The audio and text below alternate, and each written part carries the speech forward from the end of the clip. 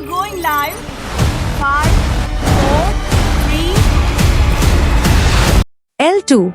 Emparan starts with the massacre of a Muslim crowd by Hindus in North India and emphasizes that such incidents shouldn't be allowed to take root in Kerala.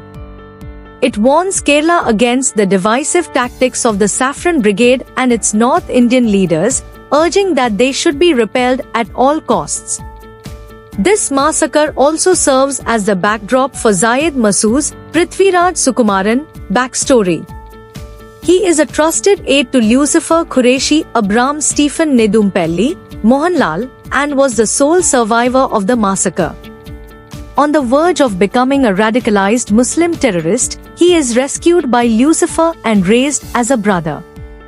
When Kerala CM Jathin Ramdas, Tovino Thomas, shakes hands with North Indian leader Baba Bajrangi, Abhimanyu Singh, and offers him an inroad into Kerala, his own sister Priyadarshini Ramdas, Manju Warrior, steps up against him.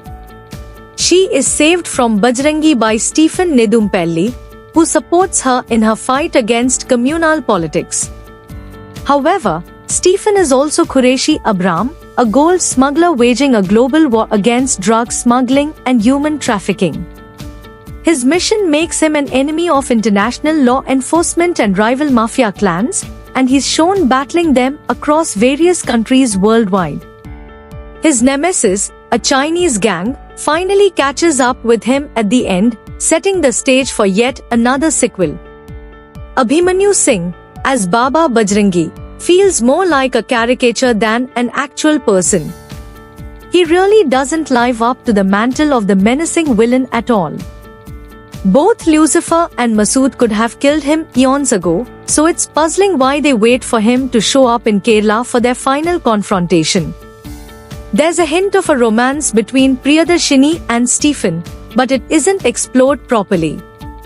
Manju Warrior, a talented actress, should have been utilized better in the film. The viewers do need a breather, and the heady dose of violence and politics could have done with a side helping of romance. Prithviraj too comes on screen only towards the latter half. We would have loved to see more of him and learn more about him. In the present form, Masood is more of a one-dimensional character. Indrajit Sukumaran as Govardhan is given a nice twist at the end and will serve as an interesting character in the sequel. One can only write about Mohanlal in superlatives. He just glides through the film with customary elan and yet again has made acting look easy. And while we love him in an international avatar, we feel his character would have had more gravitas wearing a traditional mundu and shirt combination. We see it briefly in the jungle scene, and the whole sequence got more whistles and claps than the rest of the film combined. L2. Emparan is more of a cautionary tale against the saffronization of our secular society than an action film.